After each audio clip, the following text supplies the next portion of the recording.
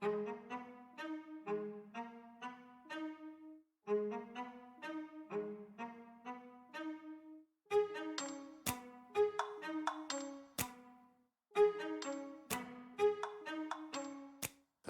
ride with me if you ride with me, you can slide with me if you feel like 550 on the 5 sticky, come get high with me, that's a deal, right? Ride with me if you ride with me, you can slide with me if you feel like 550 on the 5 sticky, come get high with me, that's a deal, right? That's a deal, right? That's a bet, right? That's a bet, right? That's a deal, right? That's a deal, right? That's a bet, right?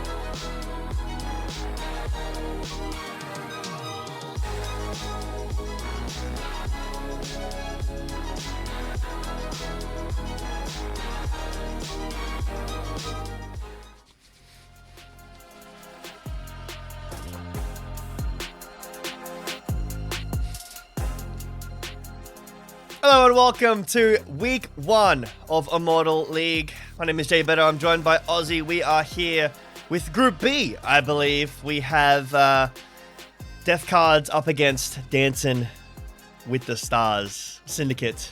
Gonna be an exciting first day. It's gonna be an exciting season, Ozzy. A lot of you, a lot of me, a lot of fun. Yeah, of course. You know, we're friends here, so I'm sure we're gonna rage bait Colleagues. each other on cast. All right, pal. All right, pal. Regardless, hello and welcome to the Immortal Split here. Getting off, started week number one with, and you know what, Sims, just to put this out there, okay? One of the songs that plays in intermission says the F word, so I'm gonna use it here. What a fucking insane game we have here, week 1. Definitely makes sense. As I mean, honestly, we're looking at potentially the best 2 teams. Or at least Kaiser thinks so in the predictions or his content. So check that out if you haven't already. Very well written. Has some interviews from some of the players as well. And also has Kaiser's thoughts on what he thinks of each teams and also their logos. So if you have a inkling, if you're not necessarily caring about the players and care more about the art, well, that's in there for you too. But to talk more about these teams, let's focus on Death Cards here for a second. DDG's roster never saw Brandy Fan, Kiwiism, and the rest of that roster unfortunately decided to part ways as Troy and, God, I'm forgetting their jungler right now, are going to be taking a break, at least for this split, or this upcoming split, which has led to their bot lane kind of amalgamating here with Akira Ho and Vertigo. So we'll see if that pays off for them. In this split, of course, had the pleasure of sitting down with both Branny and Neversaw, talking about off of their win in AVL literally last week. Talking about the whole DDG roster kind of going on the wayside and their plans for the future. Seems like both of them are very positive towards the future, so we'll see if that positivity helps them out here now that the cap has been increased to 1200 LP Jack. Yep.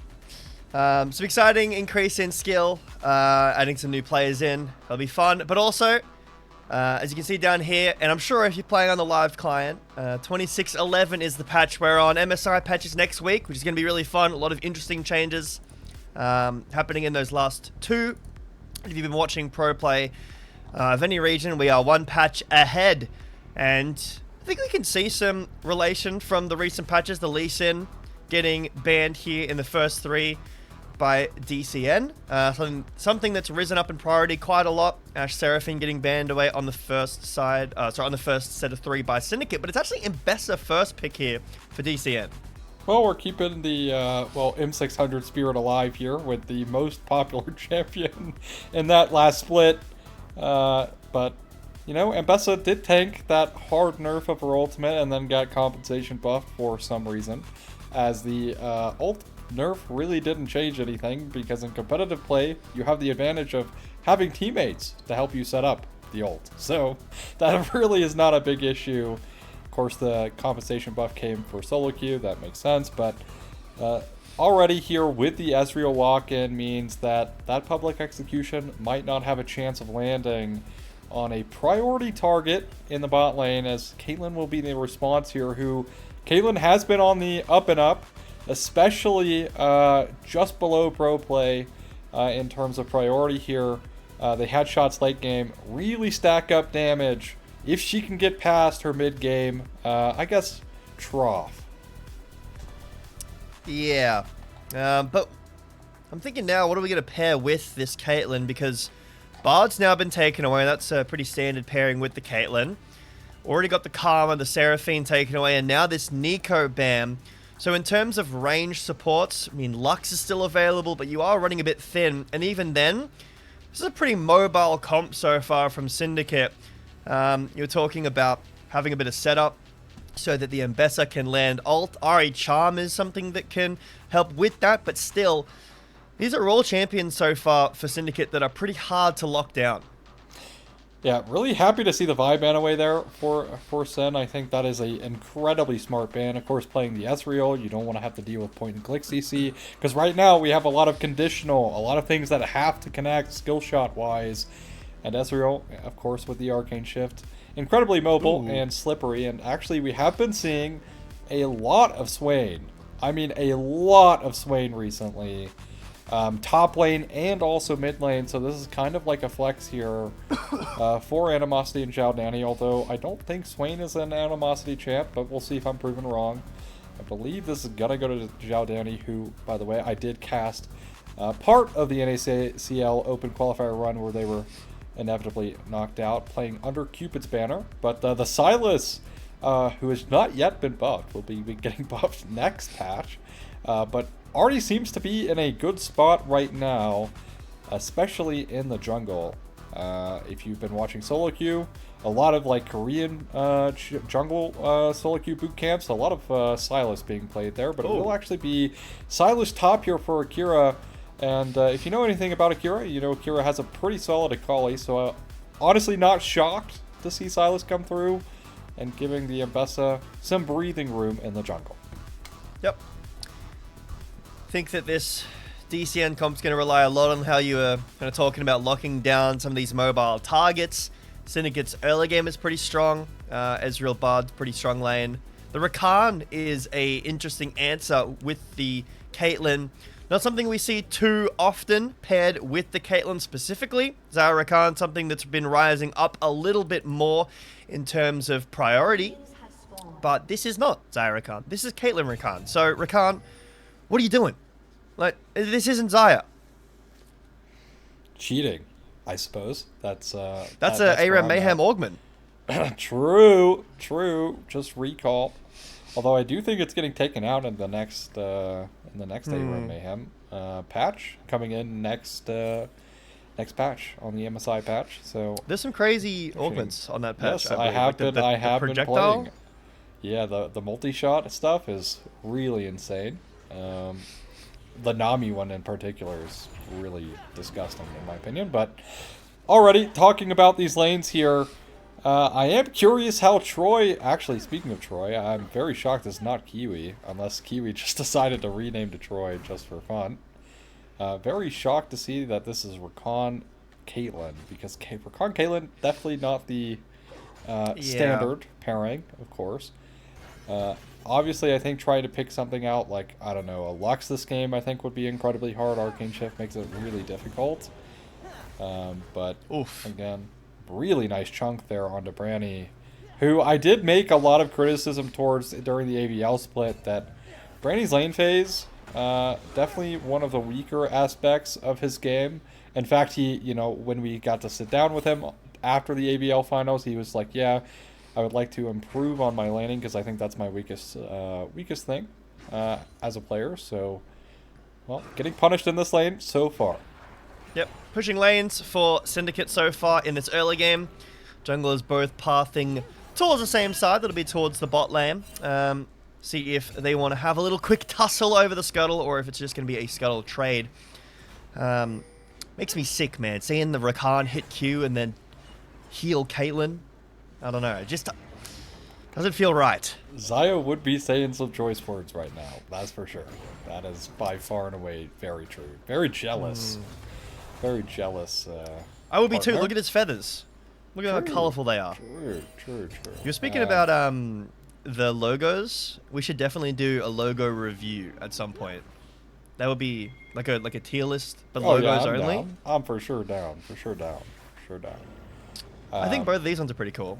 Yeah, I'd say these are pretty cool. I will give props. I think the send name, Dansyn with the Stars, is Ooh. Mellow, though. Mellow. Yeah, a little bit out of position here. One of the Scuttle Crab, but now is joined up with his team as Legacy and Zac will rotate over. Mellow takes a good chunk, but hits the EQ onto Vertigo. That's first blood over to the Swain. Debanar will continue to zone Troy and never saw away. And after Mello getting a little bit sandwiched there, feels like DCN couldn't quite pull the trigger fast enough, and Syndicate rotate over to give Swain a nice first blood. We've started to kind of see this, like, scuffling towards these, like, bot lane scuttle crabs happen more often. And I'm kind of just not a fan. I feel like teams really overforce on this bot lane scuttle for kind of no reason. Especially with how historically weak Ambessa is early game. Trying to, like, out-trade into, like, a J4 when your lanes are already kind of not doing that great in terms of, like, managing priority or managing HP. Like, there, Brandy Fan was actually completely cut off from even being able to have any impact in that, you know, scuffle at all. Which did lead to the inevitable demise of Vertigo. But again, early game kills, that's been something I've been parroting for a while in this season. Definitely not the craziest, but Brandy Fan...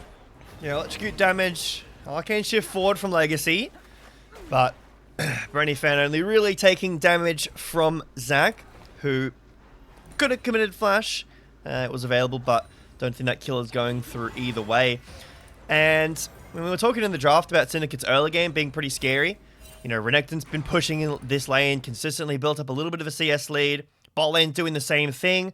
Mid lane has a kill, and with a J4, as soon as he gets this ultimate, there is a lot of mobility on the side of DCN, but I think you can try to look for some of these ganks around either First Dragon that's just now spawned, or go for a gank in either lane. But Troy finds a knock up onto Zach, who again does have flash, so he should be okay. Maybe even is able to continue to hold that as Melee will rotate in and get a support out of there. Yeah, honestly surprised Brandy didn't initially go through the portal quicker, because maybe could have been able to force out that flash onto Zach. But again, does not happen, and the Bard walks away without needing the flash.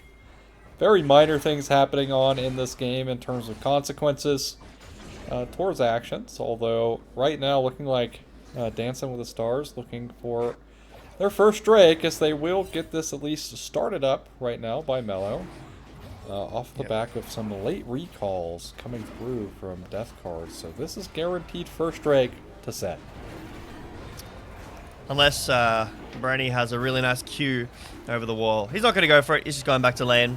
So it will be the first dragon over to Syndicate. And I want to emphasize, it's Dansyn with the stars. All right.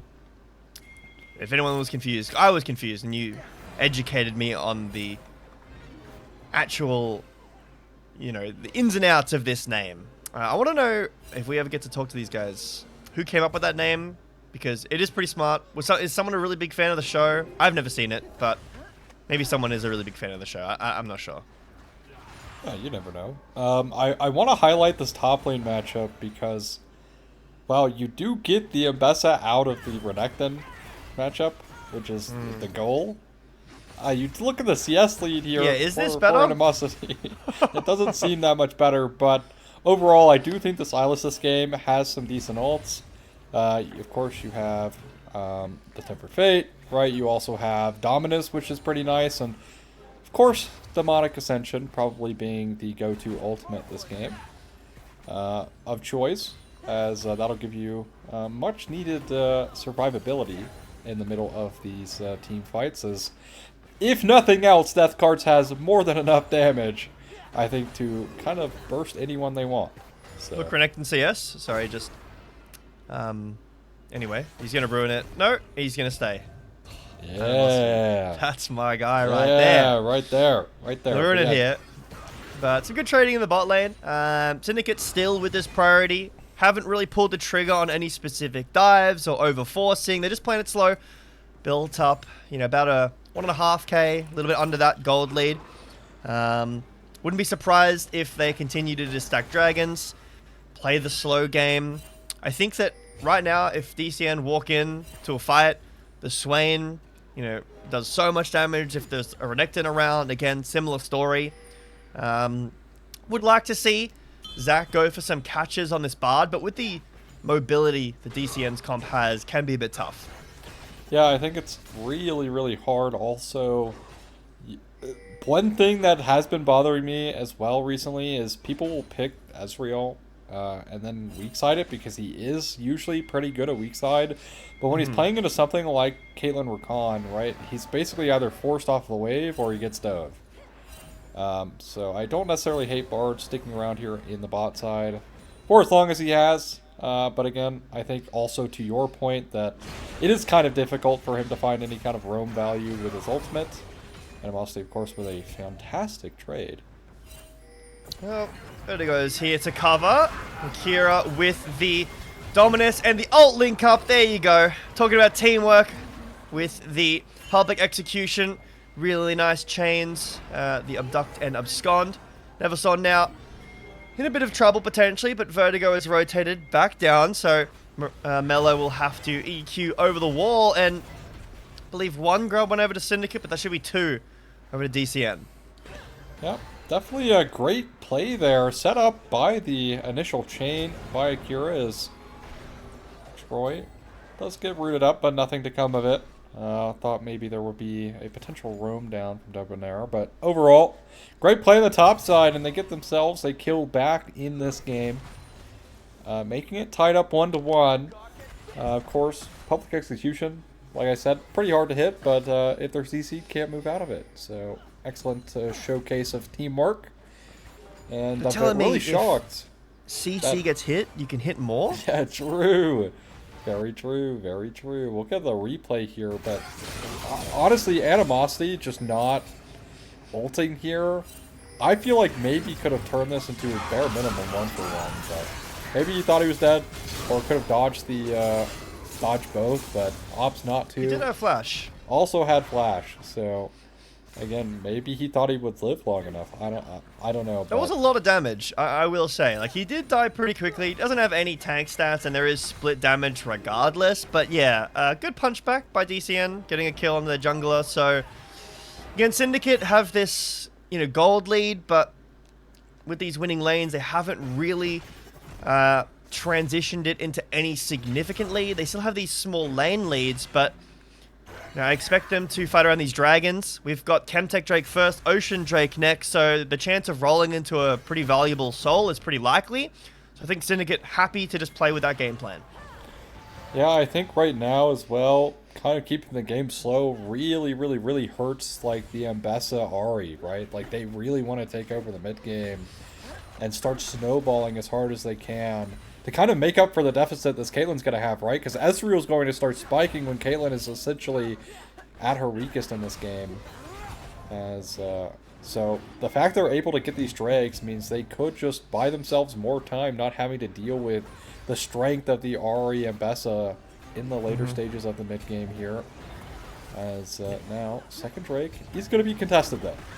Yeah, Vertigo actually steals it there, misses the ult, actually no, hits it into the back line. Cataclysm cancel instantly. Troy with a double knock up, and the Tempered Fate does land onto Branny. Where's the follow-up CC though? Mello following. EQ will be flashed away and ghosted away from two. Never saw on the side. Missing the charm. Not a lot of action in terms of kills, but crucially, really nice steal from Vertigo. That is just a straight up crime. Walks up, basically did the whole owner thing of on Nocturne, just walks through, smites it, and runs away. And gets out. Literally, what a complete, theft of that dragon. There's nothing really to respond here for Sen. So just straight up losing play there. And I'm sure if you're Sen, you're definitely kicking yourself, because at the very least, getting some kills out of that play to help, accelerate this Ezreal towards 2 items, or even get this Swain going towards 2 items, right, would have definitely been nice, but nothing to show for it, and they lose the dragon, which is a very sad Syndicate, I'd imagine. And in fact, if they were on Dancing with the Stars, they would not be ranking very highly with the judges right now. Yep, Judge Ozzy says, not a fan of that dance. They dropped their partner, I think, there. Partner's okay, but can't be doing that. 1 dragon apiece, 1 kill apiece. And gold lead pretty much evaporated. 100 gold, if that. After some waves of get caught. So Animosity did just finish his quest. I was like, what is that? Plus 350. Oh, I see. Right, of course. as mid lane quest gets completed as well. Something that's been pretty interesting to me is, after the changes, we're seeing a lot more lane swapping happening earlier in the game as quests are still like getting completed at a reasonable time after the swaps are happening. You're also able to continue getting the stacks like after leaving lane for a couple of seconds. And I think the quest upgrades are pretty cool. Upgraded boots is nice. The TP shield is nice. Although the change next patch is a bit strange. It's like less duration on the shield, but more HP, which to me makes no sense, right? Well, it's just fight TP, right? It's just the 6-peck TP on a ward in front of you and then fight to the death. And insta fight, right? Like, but again, like, I don't know, gank on the bot side. All right, well, quickness hits one, public execution hits another. A little bit of missed synergy there, or Animosity stepping up to block that as Devanarm walking forward with the ult. As EQ hits from Mellow, Brainy Fam taken down pretty easily. Vertigo now caught out by the slows, and really nice Cataclysm will lock him in. Neversoul's rotated over, but it's a bit too late. Animosity did fall down, however, in that. Neversoul able to get a kill back, which feels quite nice. But Brainy Fan has been having a bit of a tough game so far. Yeah, 1 for 2 as well for Sen. Excellent play, even though Animosity probably does go down unnecessarily there, trying to get a little bit too much. And first tower. There's a solo kill in top lane too. We missed that one. Yeah, solo kill and first tower going up in top lane here is... I guess not a solo kill. Zach's here. He's ruining it. Yeah, true. Yeah, it sticks around for too long here. And bards all over him. So well played. And actually, a really good arcane shift there from Legacy. Just to secure that kill, and good flash as well from Zach to not trade over a kill back. So good stuff from Sen in the earlier portions of this game in terms of skirmishing, although the dragon, again, kind of a sore spot for me on the cast. Thank you, Mr. Mello, who's been pretty aggressive in the fights. A bit of a slower, quieter early game after that first blood, or assist, I should say. The kill went over to Devanarm, but playing pretty well, landing the CC when necessary. But my eyes have been on Legacy. I think this player so far in this game has done a really good job of not only kind of smashing the lane out, and then so far in these fights, it's only been a part of 2 kills, but kept himself very safe. The Rakan can do a pretty decent job at landing onto an Ezreal with no cleanse, but still, when flash is up, which it's not right now, you can be super, super safe on this Ezreal pick. I think Legacy has the potential. I mean, we were having a joke about it the other day. That a lot of the time on this champion, if you're mechanical enough, you can just win the game on Ezreal, as Mello takes an EQ forward, Tempered Fate will go wide, and it should spell the end of this play.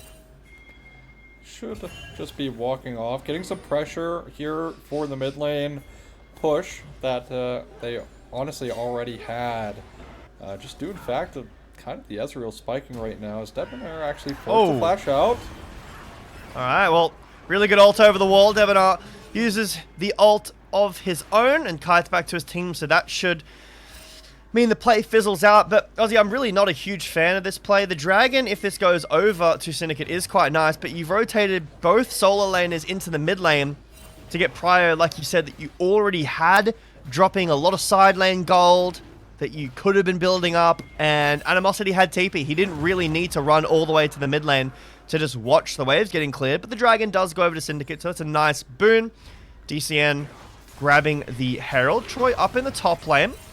Animosity under a little bit of strife, but with the grand entrance missing, he will have to grandly exit from that dive.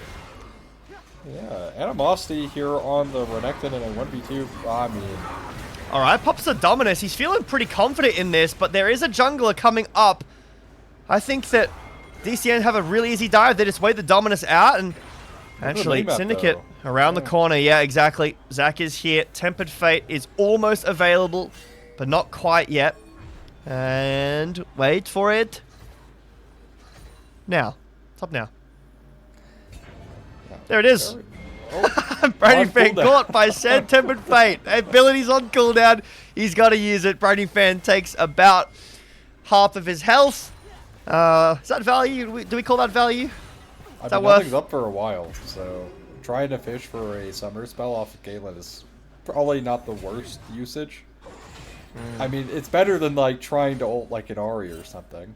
Right? Sure. Because at least with Caitlyn, like, it's like the person you're most likely to hit with it is Caitlyn this game, so you might as well use it. Try to fish for a flash or something. Unfortunately, does not work this time, but does chunk Brandy out, so this does give them some pressure, enough to get some pretty deep vision here. And Neversaw does at least see them hitting this red buff at the moment. Vertigo says, get out. It's mine. As Animosity caught, exhausted, and just killed. No, he's walking away. The ace in the hole will do it as Brony Fan picks up his first kill. Not exactly sure how we got there. Maybe looking for a deep ward or some information, but yeah, really nice roam from Troy, catching our Animosities who swapped over to the exhaust. Troy did. So very nice catch there from DCN. Yeah, fantastic catch, and Animosity for sure has been kind of the blueprint for death cards in this game, in a way of getting them kills. So at the very least, they've identified the weakness so far and has been able to punish that weakness multiple times now in this game. Legacy, though, caught out. Whoa, I have no idea how we got there, half HP. That far down the lane, and that is a big mistake from the side of Syndicate, who will be losing their mid lane tower. Actually, let's check driving, as Neversaw getting stunned up here by Animosity. Nice EQ as the Cataclysm is used. Flash forward, but Neversaw uses the ult and the flash and interrupts the blast cone to Neversaw. He's never seen death in his life. Gosh, Neversaw is just genuinely such an insane mechanical player. God. I mean, I'm dead 100% of the time there. I cannot fathom. I cannot fathom getting away from that. So much utilized there as well. Also, the Herald utilized top. Yep. Like, this is an insane, like, gold influx off of death cards off of a very shaky last minute and a half from Dansyn with the Stars is... I mean, yeah, just punish. Maybe it's hubris, maybe overconfidence because they were doing pretty well. Who's really to say here is... The only thing that is to say is, well, all of their lead has simply evaporated in the blink of an eye. As we're going to get a look back here on how Legacy got here in the first place. See, it's just the Ezreal thing, you know. You think you're safe, but it was an excellent play around vision there from Death Cards, and we're going to get the look back at Neversaw as well. Having the initial play, Mellow Array canceling the base out, and Neversaw's pretty low mana here, but look at this. Really nice chain, but just enough mana for the Spirit Rush, and then also the Charm. Really well played by Neversaw to get herself out, and stay safe. And yeah, Syndicate now kind of on the back foot here, despite, oh my god. Well, chains will miss from Akira, but the ult and knock-up will hit. Legacy goes golden for a moment, but that will be his last breath in this engage. Dragon 20 seconds away. Legacy, we're talking about how safe this Ezreal can be. Died back-to-back recently. The first one, a bit more acceptable. This one, he just kind of dies. Yeah, just kind of dies. Not again, this is a question mark of why are you in that position in the first place? Like, look at vision control here around the river. There's essentially none, as here comes the replay to show us exactly. So on the initial here, it's just an excellent collapse around vision. This is just massive disrespect from Sen around their vision line, right? They have no wards whatsoever that would give them any useful information to allow them to take the Scuttle Trap. And, well, by God, they got punished for it. And it's a Drake now over to Death Guards, picking up their second of the game and denying Soul Point from Sen. Yep. Kira potentially in some trouble here as 3-4 members strong. Are looking, but a really nice stun on Akira. And he will fall down. Legacy, credit to that kill. Is Baron an option here for Syndicate after that pickup. Troy is very mobile, so he'll be able to sneak away. Pink Ward on the Baron, and we're starting it up.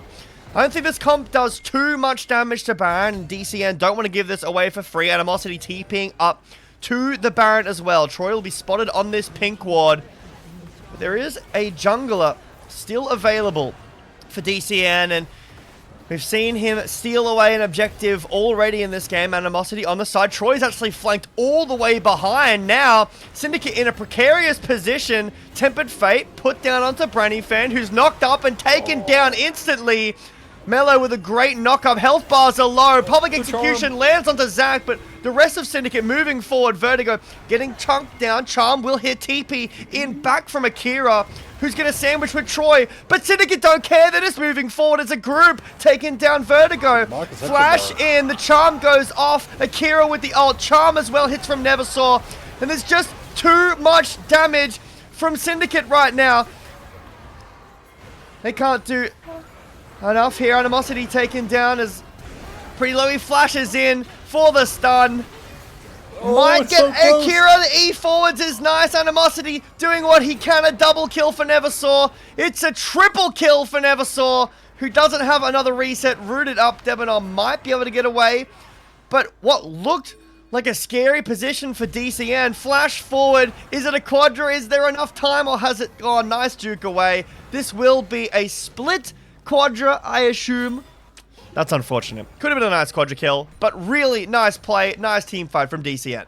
Yeah, I mean, this is just an overforce from Sen, right? Like, they got the initial pick on the Branny, but the issue is, like, the Rakan. The Rakan just... They knew Rakan was there the entire time, by the way. And the fact they didn't try to force Rakan off that position is just so mind-boggling. Yes, I understand, right? You're kind of caught in this position where, hey, we want to kill their carries, right? But getting a look back, it's a very elongated fight. Look, Troy is going to be marked here by Animosity, right? They know. They even see on the ward that it's marked, right? But then look, Animosity is going to kind of trace this around. But look, they just let Troy put them in this position. They're like, guys, we have to go forward, right? Otherwise, the Rakan's going to find this engage. It's a nice engage onto Branny off the Tempered Fate. But now what, right? It's going to be Zach getting caught out initially for them, and now they try to chase down Vertigo. But all in the meantime, right, it's Akira coming back at full HP with teleport. And also, Troy has not yet done a single thing on Rakan. Look. And here he goes on the engage. It's so nice. Gets 3, gets 2 of the Grand Entrance, and the Demonic Ascension here from Akira gives so much added value in terms of health and healing for this Silas that he's a completely unkillable threat that will eventually go down. Nice flash forward from Animosity to at least make this somewhat of a contest. But overall, it's Neversaw standing strong with Troy for the final kills of this fight, picking up, as you mentioned, the unfortunate split up quadra kill there. Triple into a 1 singular kill, putting Neversaw on a rampage. Well, DCN looking like they might try a Syndicate here and select this Baron, but instead just playing in the brush, as Legacy will check the Baron with his ult and see everyone in that bush and will decide not to face check it and die. Instead, just contest over this mid wave, move positions around the dragon. 40 seconds until this dragon though. So while Syndicate have priority around the river right now, DCN holding their positions in mid. Yeah, I think if you are Sen here, I might be toying around with the idea of giving this next Drake. Granted, if I know anything about Immortal players, they are not giving this next Drake. But I think if I were Sen here, I think, you know, having the conversation that should we give this if we don't have good positioning for it might be worthwhile. Maybe even trying to force a Baron play, but again, that's pretty risky right now. Gold essentially even. TP coming through. Yep. Have that shield, not the buffed different one. They'll have it for 30 seconds and getting chunked down a little bit. Now, positions have been swapped from the previous setup. DCN, the ones around the dragon, and there's a knock-up onto Akira, but he's very tanky. He does take a bit of damage on the back end of that trade, but still quite difficult to chew through as Vertigo's now started up the Drake. And Debonair puts his vision on the Drake. Zach's doing a really good job with Legacy of zoning Akira out, but he can go over the wall into the Dragon Pit. And Legacy is so far away from the rest of his team right now that they can't really poke effectively without this Ezreal. And they'll now join back up as the Dragon will reset. Tempered Fate does hit, but it's way too far. I mean, they have to give this now. I'm convinced they just have to give this, surely. Yeah, Akira's going to TP back in with a big shield as well. The Dragon's been started up again. Animosity procs his ult, but there's the Dragon secured by DCN. And the fight breaks out. Debonair trying to do something, but Akira at the backline chunks Legacy so low. Syndicate just can't do enough right now. Neversaw goes in. Brenny fan credited to that kill. Animosity will trade one back, but Neversaw just does so much damage. Godlike in this fight, and reset after reset going forward. A double kill for this Ahri. Misses the charm a little bit wide. Legacy will get a kill. No, he won't be able to get it. A beautiful team fight from DCN and a Baron if they want it. Yeah, I mean, also pick up the Drake, so it's still points. I mean, honestly, is it worth trying to fight into a stolen Demonic Ascension for Phylas, who buys himself so much extra time here, getting the look back? As initially, right, it's this poke damage onto Akira, right? Akira's gonna go back, but it's this time, right, where they aren't trying to force the issue. When Akira is taking the reset, they get the Temper Fate, but it's just simply way too far away. And now, the issue is, well, Akira comes in, and by the time they force the issue, look, there's just not enough synergy here. They lose the Drake. And it's an excellent team fight here. The triple knockup from Troy. And it's actually the Swain getting trapped here, getting chunked about a quarter of his HP off of one headshot into another trap because Zanya's into Caitlyn. Really, honestly, these traps kind of coming into clutch. Here for them, as also Zach finds himself dead in the picture-in-picture. Yeah, doesn't look like it's going to result in a whole lot, and that's a pretty low Ahri in the replay, as now Animosity potentially, oh yep, caught by the charm, and that should be it, taken down. Neversaw just playing so well on this Ahri. We're a little bit worried about the lack of guaranteed, lockdown, point and click lockdown, but Neversaw's making it look pretty easy. Actually, a crazy build. 25 stacks Magi's Imperial Mandate for this Ahri. However, Syndicate pushing down the mid lane, getting some plates at least on this inhibitor turret, will be able to take the entire thing down. As Legacy checking the Baron. Oh, actually, that was pretty close. That would have been really crarazy. But now the bases are fast. I mean, they're going to collapse on this is garbage. Yeah, really nice ult there onto Animosity. Oh, sorry, onto Debonair. He's taken down instantly. Oh, Public Execution goes wide, but I think that Syndicate bit off a little bit more than they can chew. Double kill here for the Silas. Nice magical journey. Will get Zach out of there, but yeah, Baron and 2 kills plus tempo for 1 mid lane turret. Don't know if that's the trade you want. It's the trade that Syndicate took, and now they're going to lose some of their base too. Yeah, I mean, again, it has kind of felt like Sin maybe biting a bit more off than they can truly chew in this game. Is, we kind of saw the downfall, right? Initially, it's kind of just the hubris coming through from Sin that got them in this scenario in the first place. And now, excellent fights after excellent fights, especially coming in from Neversaw on the Ahri. Net's death cards, an insane advantage now after being down or even for literally the entire game. This Baron breaking open the gold lead to 7,000 gold, Jack, as they get this bot lane tier 2 and take the resets to spend that well-earned gold. You said hubris a couple of times in this game. I don't know what you're talking about. There's no hubris built in this game. There's no hubris. Okay? There's no hubris. No one built that item. I don't know what you're having a yap about here, but yep. Dragon in 1 minute. Bait me. Just too powerful. I'm gonna try harder. I'll weak bait.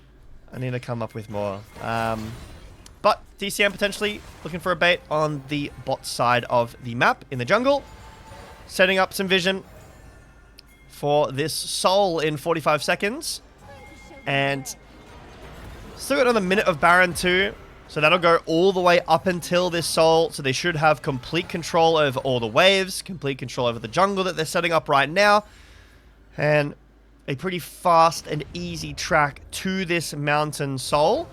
Yeah, I think Neversoul's just been having an unreal game. It's not necessarily the easiest targets, you know. Swain's a bit easy, but Ezreal, Jarvan can be a bit tough to charm, especially the Ezreal. And I think he's done an unreal job on this Ahri so far. TP into mid, the 6 peck from Animosity. Into the trap instantly. Now that's a combo that you like to see. The shield into it, instantly getting removed by the headshot from Caitlyn.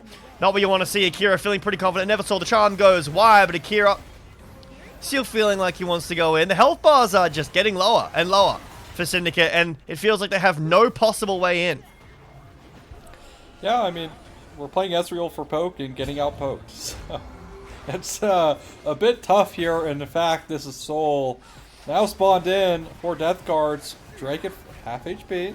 Yep, Neversoul hits a nice charm. Animosity trying to get in. Can Mello get a steal? No, it's just gone. It's just gone. The grand entrance misses onto Animosity, who's chunked down to very low. Neversoul continues to go forward. The double hit with the Orbital Deception. Mello tries, and he will fall. Neversoul, a double kill. And Akira interrupts the potential Penta. Neversoul continuing to go forwards, but DCN marching down mid lane. They don't have Baron, but this might just be the game over. Demonor and Zac, tail between their legs as they go back towards the fountain. Flash in. Public Execution doesn't hit. Neversoul's charm goes wide too, so maybe a bit of a misstep, but Demonor just doesn't have the damage to take down this many members. Tempered Fate will just be a little pretty ability that gets put down at the end here for Zac. It's just Zac against 5, and DCN will take a very easy game 1 after a bit of a slow early game. Yeah, slow early game, but slow and steady wins the race. They get it done in 35 minutes. DCN punishing the very limited mistakes from Sen in excellent fashion. And also, it's just the team fighting difference, right? Like, their team fighting is just so much better. In fact, looking at the DDG core here on this roster, one thing that we really highlighted for in that AVL, in that AVL series in finals was their team fighting is just too damn good. And it's showcased here. Neversaw has a career performance on this Ahri. 38k damage on an Ahri in this game is diabolically absurd. Well played to her. And as also to mention, right, Swain is balanced around his ult. Unfortunately, Silas is not. Silas is completely balanced around being Silas. So when he gets to take the Demonic Ascension, he's just a better Swain through and through as a frontline. Genuinely just is a far better frontline here for Death Guards than the Swain was for Sen.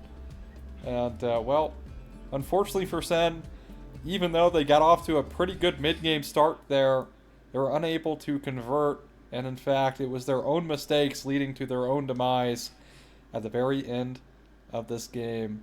And it will be 1-0 Death Guards Neo. Yep. It also felt like the engage for DCN was a lot easier. They have a lot more tools, like you mentioned with the with the Silas front line. Neversaw having an amazing game, and Vertigo as well, layering the CC. Rakan being there. The Bard kind of felt a little bit out of place this early.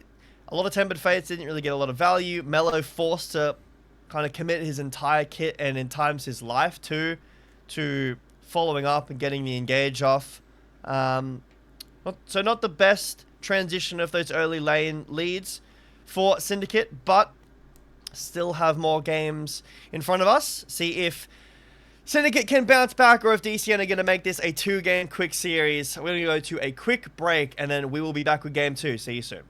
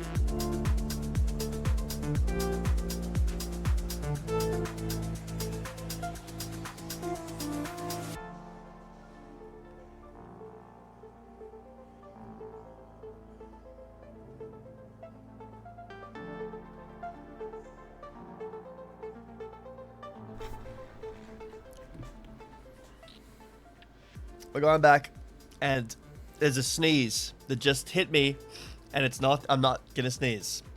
But we are back for some Titan Immortal action. I'm not crying. The sneeze is just hitting me hard. I need to get some antihistamines. DCN took a pretty convincing game 1 against Syndicate in their first game. So we jump into draft for our game 2. DCN on the red side, Syndicate on the blue side. Oh my goodness. So, are the bands all going to say the same in this? Brother, could you just sneeze already? Jesus Christ. You know when, like, it's there, and it's not really, it doesn't really sneeze, or sometimes when you're about to sneeze and then it goes away? That happened just before we went live. So I'm getting cooked right now by the sneeze. Yeah, turn around and look at the skylight behind you. You're chilling. That'll help. Like, stare at a light or something. Regardless. Does that really help? It does help. Does help. That's a real thing. That's a real thing. Pro hack, but yeah, you definitely look like you either cried or something else. Maybe you were saying some mean things on the break. Yeah, true. Anyways, the Kali ban makes sense here, but definitely want to keep Neversaw off of what I consider to be her best champion in general. After that Ari performance. In fact, they opted for 3 mid lane bans overall. Kind of saying, yeah, we need to shut down Neversaw from picking some of her favorites, as it will be the Seraphine, and we have been seeing this a lot on blue side. Usually we were actually only seeing, well, I guess professionally, it's not blue side or red side. It's true. Second pick, First pick, kind of not going towards this like Seraphine. It's been usually second pick going for it to secure the Ashe Seraphine. But first pick has been sniping away the Seraphine because Seraphine more flexible than the Ashe in terms of what she can kind of support with, whereas Ashe kind of needing very specific pairing with her support to get good value. And I do appreciate this Trundle into Xin Zhao. We'll see. It's always kind of hit or miss, though, because sometimes you just don't really find the value on Trundle that you'd really like to. And, well, if nothing else, why not just press your R buttons at the same time to kill the enemy team? Hell yeah. This draft started off pretty... I don't know, I feel like I've seen this before a couple of times. The Ashe... the Seraphine takeaway, and then maybe like something like an Ashe Lulu, but they end up taking the Xin Zhao, feeling like there is a lot more support, so they go the Hui, which I'm not sure if I'm convinced by. I think Lulu is probably the biggest one that I'm scared of. If I'm Syndicate, they banned the Karma away. I assume the Lulu's going to follow, but I guess there is some support potential, some flex potential for the Hui. I would likely think about it in the mid. But I like Syndicate's draft. I think R buttons are good. Yeah, I think R buttons are good. Especially when last game you were kind of struggling to press R? To get things going. in the first place. So yeah. now the reason they're picking Quay here instead of support is, well, if you kind of look at the trend of the bans, that's pretty spicy. We'll touch on that in just 1 second. Neversaw already having a lot of attention in drafts, so if you kind of like save Neversaw's pick for last, you're just likely running into 2 more mid bans, and we did see Neversaw on the way in AVL finals and also did a pretty stellar job. So we'll see if she's able to perform on it this go around. I'm pretty sure she was on the way. Maybe I could be making that up. I'll have to double check a bit later when I have the time. Yeah, I could just make it up. Regardless, there's the Rise, who also not shy to the meta himself, and a tank here for Animosity to give them some much needed frontline, although some anti-synergy potentially with the pillar would be really unfortunate to run yourself into the pillar. Yep. And to touch on the support ban thing, if you're going to pick Pyke, don't worry about it. They're not going to ban it out. They're not going to predict it. The Camille into the Scion does make sense, and it's decent lockdown. Syndicate's draft, though, they have this Rise and the Trundle to roam up to a top lane that is a Scion, which is a very dead lane for the Camille. Is that Xin Zhao top and Camille jungle? That would be pretty insane. Okay, all right. I'll save my judgment then until, because I don't know how this top lane matchup goes. Call me crazy. I'm not that versed in the Xin Zhao versus Scion, but I will say, I think there needs to be some attention from Syndicate into the bot lane. They had those pushing lanes in the early game of game 1, and didn't really transition their lead at all. Would love to see some of these, or this global ult plus the Trundle come down, skirmish around these dragons. I think Trundle is a lot better early game than the Mbessa was. So might be an option there to go to. And Ash Pyke, that's a lane. That's a lane you can play. I mean, it's pretty deadly. You know, you hit the hook on something like Seraphine or MF, they are just getting completely run down. They cannot do anything against this. Although, again, very risky option here for Death Guards. Not that standard. And also, you look at Death Guards comp, they're kind of lacking frontline here for a comp, in my opinion, that kind of needs it. Especially into what you're playing against. You have no solid way of canceling out MF ult, so that's basically kind of sold unless your Camille has an angle in a fight to get on top of the MF to put the pressure on MF either canceling it or not using it.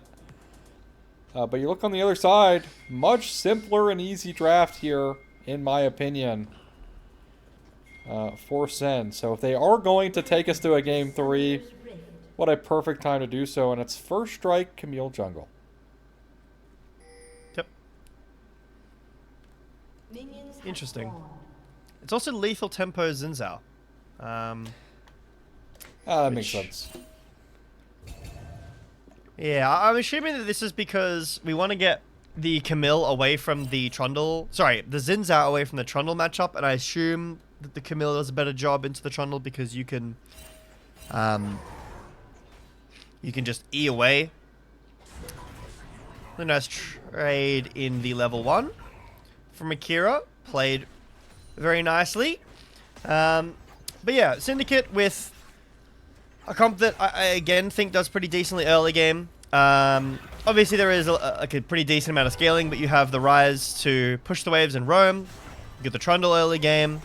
And as long as you don't die to any Pyke shenanigans, this skirmishing bot lane at level 6 is pretty strong. But Hook, like you mentioned, comes out. The Ignite as well. The heal is on top of the Ignite, so it does absolutely nothing. And Zag is forced to use some pots. I think winning play if Brainy didn't take that much damage. Brainy being at half HP this early in the lane doesn't feel pretty good. Definitely not, especially with a sustain from Seraphine.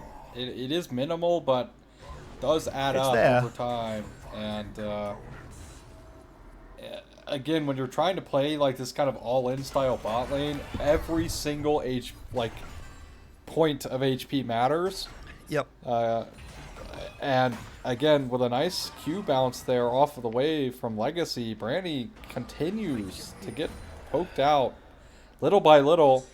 In fact, super forced off of the wave here. In fact, finally going to walk up. And it's going to be an early recall for what I assume will be the goal coming through for Legacy. There it is. Nice. So, Brandy gets to collect this wave, and the most likely base. Would like to see a base soon because you're going to get in a really uncomfortable position if you don't base soon. I'm not sure if you're going to be allowed to crash this wave now that I'm thinking about it because a bit low. MF just based. There's a level up. But this wave is now pushing towards Syndicate. So you've collected a bit of farm, but now might be getting frozen. But it looks like Brony and Troy will be able to, as Zach went for a little bit of a detour into the jungle, just sightseeing. So DCN able to pick up this wave pretty easily and then just take a nice base. Trundle up on the top side, clearing the top scuttle.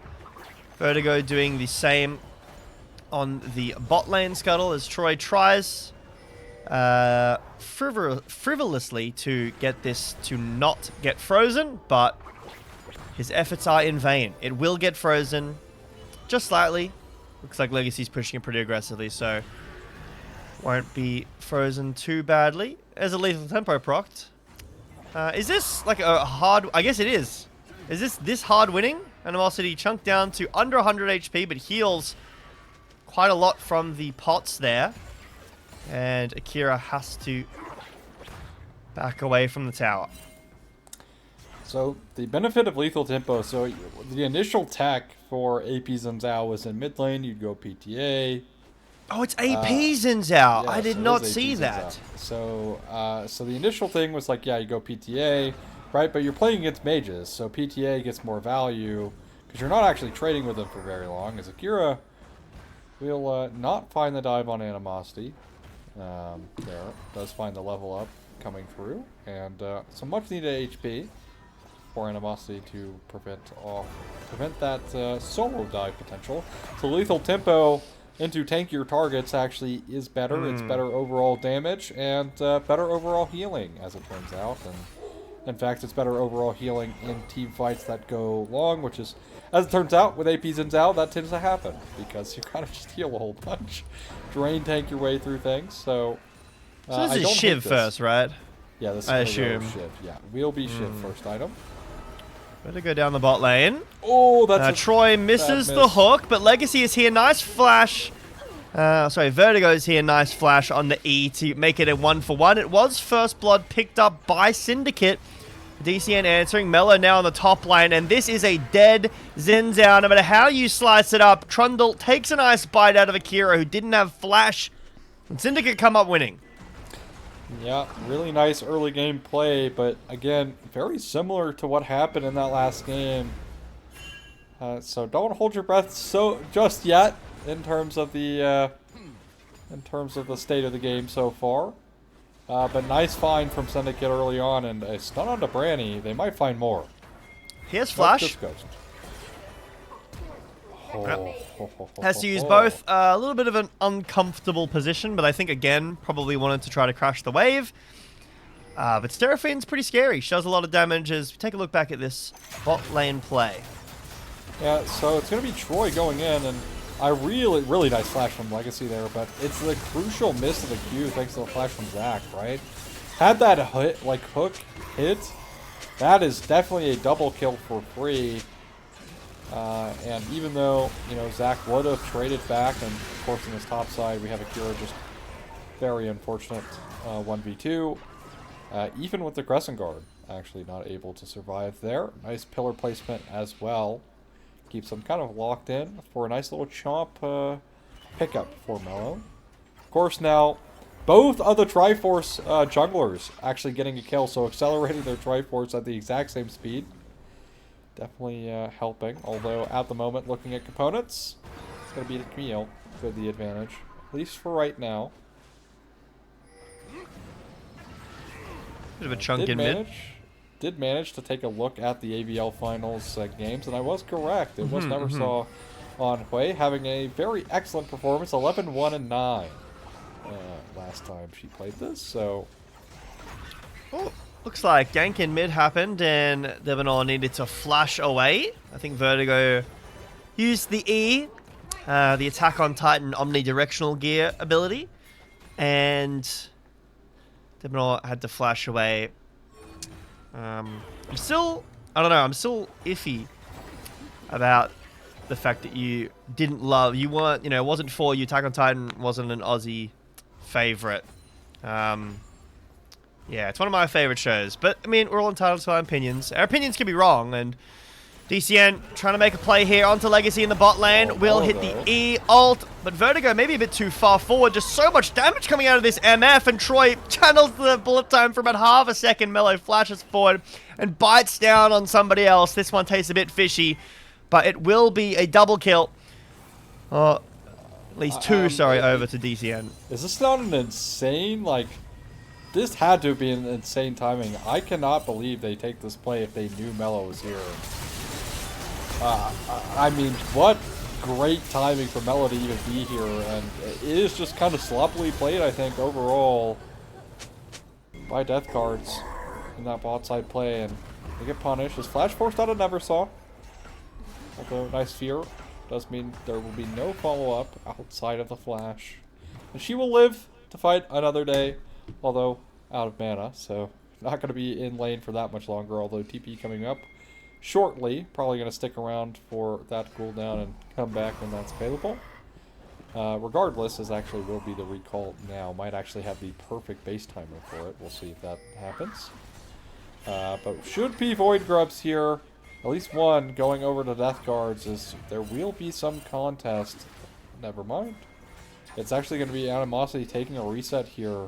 So this is all three Grubs going over towards Death Guards, and much like something like the Trundle, where we see Trundle just say, yeah, I don't want to fight anymore, I'm just going to go hit your towers.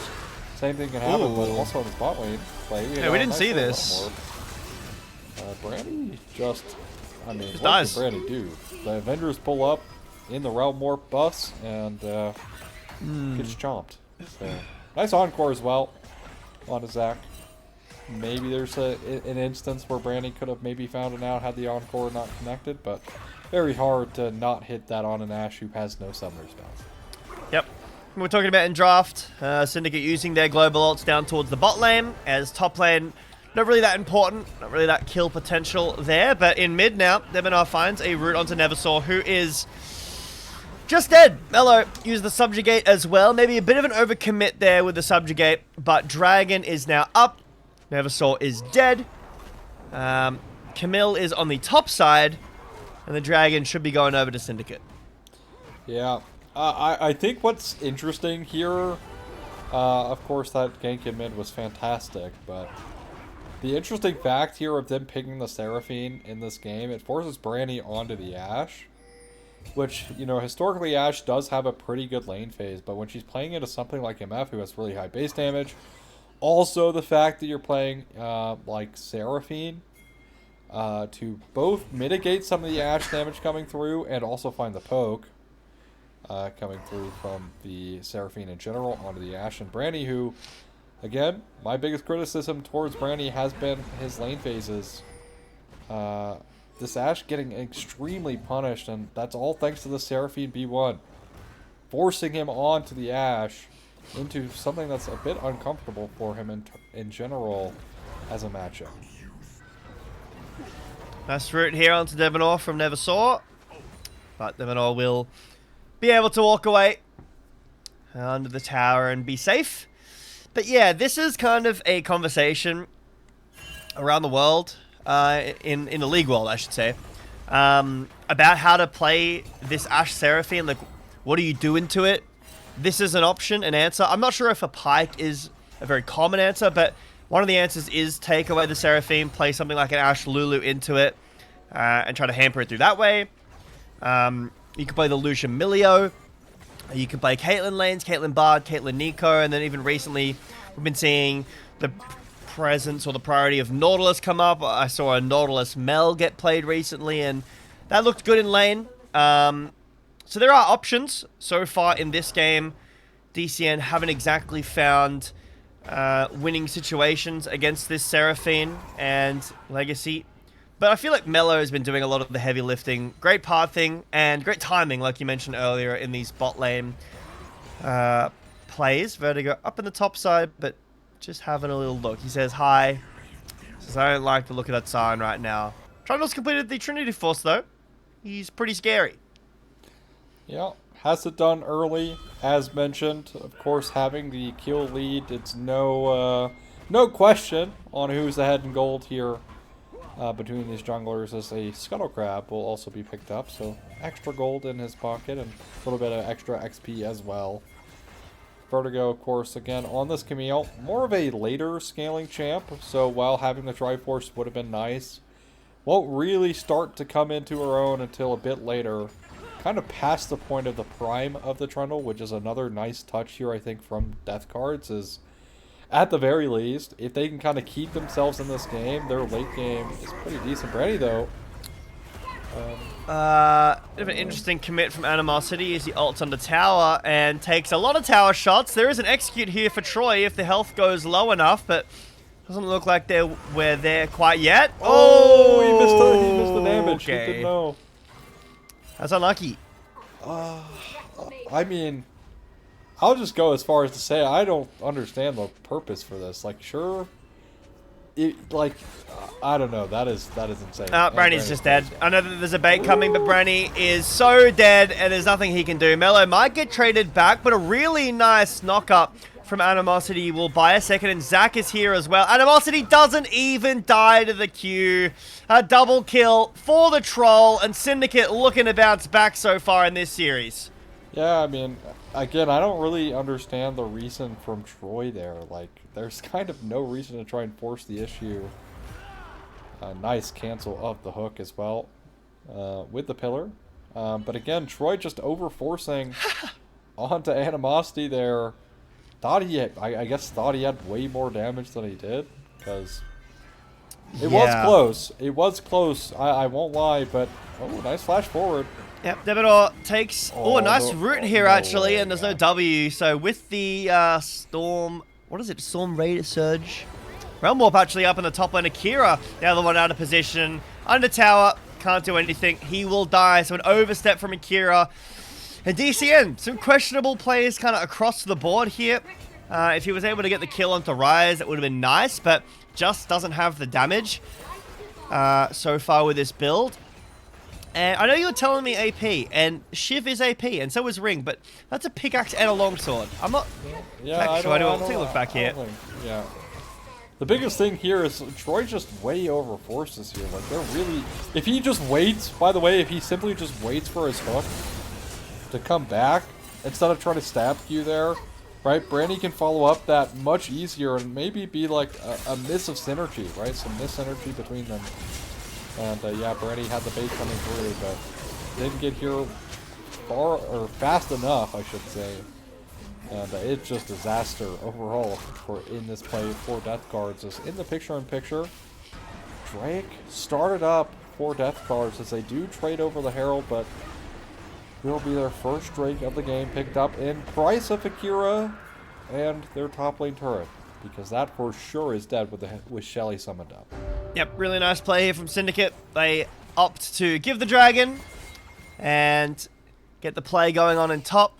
Never saw forced to TP up to the top lane to try to defend this tier 2 now.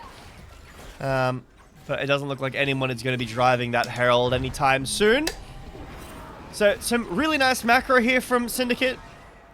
They play well, don't overstay, and it's Chemtech Soul. I know that it says Ocean. It is Chemtech Soul. With the Scion, that's pretty scary. So we take a look back here. I assume Akira just steps up, and there's 3 people.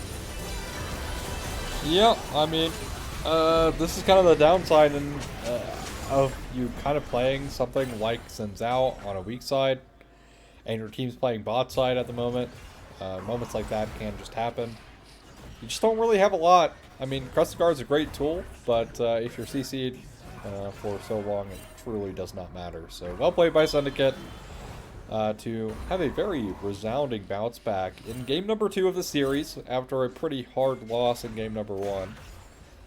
Nice to see that they're able to recover. Of course, that's one of the biggest factors, I think, as a team, especially early. Literally, we are the earliest we can be in the split as week number 1 to showcase. It's like, hey guys, if we do find ourselves in these like tough matches, right? Where, you know, we dropped a game or something. Can we bounce back? Proving that to yourself early, most certainly something that does pay off in the long run. Enchanted Crystal Arrow will, in fact, go wide. So does the beat drop from Zach.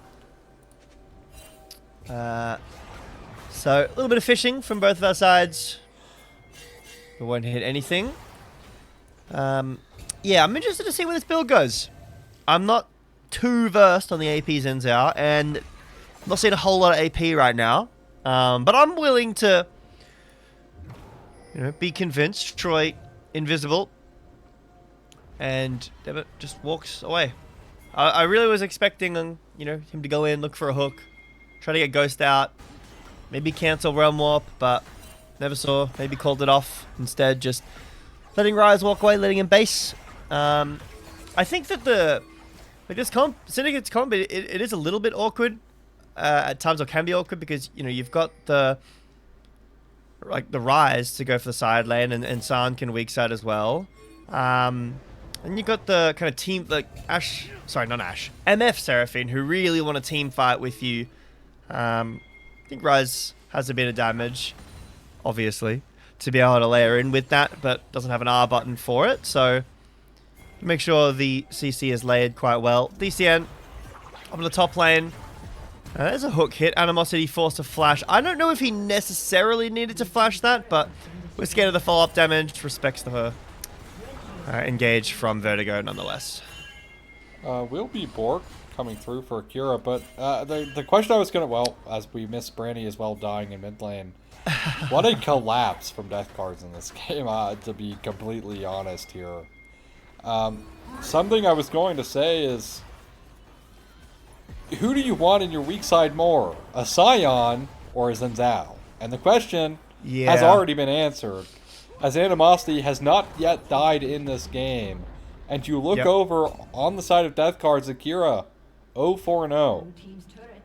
Right? Yep. What would you rather, right? Like of course Scion is such a good weak side champ. And unfortunately in League of Legends, one of your sides are just bound to be weak side. It's just the nature of the game. You can't be everywhere at once. And, well, for death cards, it seems to be this Xin Zhao being the weak side, but it has been getting punished time and time and time again. As in that bot lane play, also does get punished, ends up picking up his 4th death right there. Granny, of course, as well, getting picked out of the mid lane. And the troubles continue for Sen, or sorry, not Sen, for death cards, as Sen pick up some freebies. And we'll pick up a freebie tower as well, because there's simply nothing they can do about it. Probably a freebie Drake as well. I also want to bring attention over to Animosity's build. He's gone full armor, which would be an issue against Neversaw, but Syndicate have been doing a really good job of constantly putting the Xin Zhao against. I know that he's going AP. There's not a whole lot of AP right now in his build, so the armor is really paying off well. DCN getting this top lane turret with Camille should be able to take this down for free, although the wave is getting quite thin. And this is only 2nd Drake for Syndicate. And DCN will be able to take that turret and get out pretty much for free. But yeah, this Scion is very hard to kill at this point in the game. Camille, with enough time, and if played right, will be able to do it as Legacy takes an Ashe ult to the face. Nice cancel on the bullet time. Legacy in the middle of the cage, does get taken down. It's a shutdown, but Syndicate just do too much damage. I didn't even see the health bar of Pike before he was dead. Zach misses the E2 there, but Neversaw has to flash away. Encore just misses. I think we could probably go Baron. Mello instead chooses to flash. Neversaw taken down, and now it will be a Baron as well on the cards for Syndicate. Oh, nice turnaround in this game, and hey, guess who gets caught again? Will be Branny fan that starts that one off. And this poor Xin Zhao. Also, fun fact about AP Xin Zhao. His damage is actually physical. It is literally all physical damage. Oh. The only reason AP exists is to increase your healing, realistically. There's not a whole... I guess his E is magic damage. So that's something. True. Audaciously charging. Yeah, surely there's no...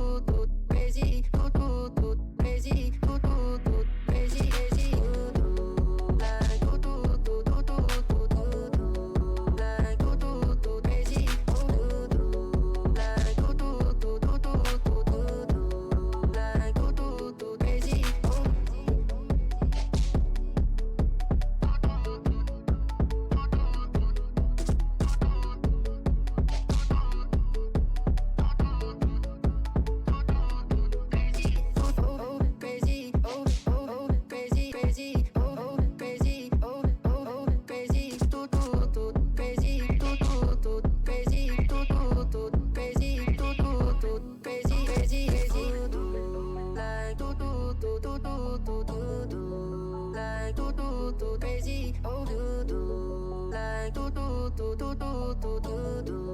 like crazy, oh crazy, oh crazy, crazy, oh crazy, oh crazy, crazy, crazy,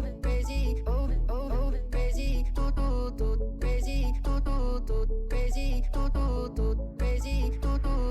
like crazy, like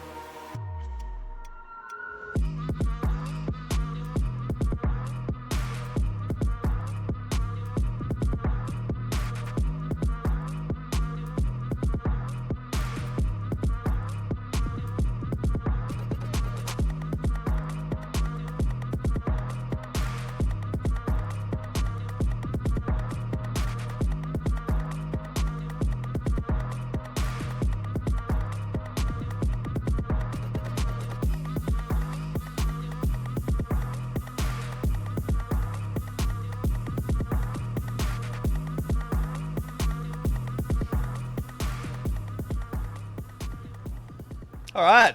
Welcome back to our third and final game of the evening / day. If for some reason you're in Australia like I am watching this game. And if you are, hello. I'm sure you were surprised. And I'm surprised too. DCN won the first game of our series. Syndicate brought it back with a pretty convincing 1-1. The score does say 0-1, but it is 1-1. This is our third game. DCN on the red side again. Syndicate on the blue side. See if the bans change up at all. Whether we're going to get another 3 mid lane bans towards Neversaw. And what the first pick priority is going to be. Because a lot of these early priorities are gone. Jungler's taken out. Xin as well. I'm going to put in that pool. Silas can go there too. Ashe Seraphine's gone. So where do you want to go to? Is it a Lucia Milio kind of angle? The Caitlyn's gone too. Could be something like a Cassiopeia. We haven't really seen a lot of priority on that in this series so far, even though it is a really, really scary pick. But Syndicate opting away from... Oh, actually, sorry, it's DCN who are going to ban all the mid laners. That makes sense. Alright, so... There we go. Syndicate on the red side. DCN on the blue side. Yeah. So, I think... If you are DCN... I think first picking here, well, Ooh. I was going to say, I think first picking here, something like the Jace could be flexible, but I'm not necessarily a fan of Jace right now. I actually think there's a lot of ways of punishing the Jace, and we've also kind of seen some mistakes with flex picks already in this series. In fact, we've actually seen mistakes off of flex picks almost happened 2 games in a row. So we'll see if this comes to fruition. Now that the Rumble Nocturne 1-2, one of the insane power slams of all time, no pun intended, because of Jace being in this draft, being locked in for Syndicate, bodes well for their draft chances. Now, I would imagine if you're Syndicate here, I think you just slam Nico here. I think this is a fantastic Nico angle already. What are you scared of them banning away here? Again, I don't know. Are they really banning TF? IMO, I think this should have been a Nico. This will for sure be Nico banned away by death cards. I think not banning Nico here would be genuinely insane. I think also for death cards, I think they need to ban Lulu. Yeah. This needs to be Nocturne. Wow, it's going to be Sivir. So Nico or Lulu are getting through. And the one outplay that Akali has towards Lulu is Shroud, and that's completely mitigated by Destiny. So, yep. Death cards looking... Wow, okay. They just don't care. They get the choice. They just do not care. I mean, I respect the confidence if nothing else. Yep. But it does kind of put Syndicate in this choice. Do we want to try and hard counter out? They don't even care. I'm just what? I don't agree. I'm sorry. I don't agree with this at all. I think Nico's amazing. I think Lulu is amazing. Like you were saying, my mind immediately went to Lulu. The polymorph into Akali, the combo with Nocturne is really good. And now you've got a Rel who struggles into Akali. It's not an easy matchup to play. You have very little lockdown on that character. And into the Jace too. Really, really hard to close the gap. Sinnoh Malachi going to be the bot lane. Rounded out for DCN Syndicate. Where are you going with your AD carry? Is it a scaler? I'm feeling Jinx in my waters right now. I don't know why. Kai'Sa. Alright, we were close with the scaling, but yeah, I think that the second half of this draft is really confusing to me. Oh, it's Corki Senna. It's not. I might crash out. I'm not boy. Okay, so if the plan is to play Kai'Sa here, which is fine, I don't think Kai'Sa's bad this game. Also, it's going to be Akira on the Akali. I did talk about that in game number 1, right? That it's kind of double flex between Neversaw and Akira. But Nico Kai'Sa is still an insanely good lane.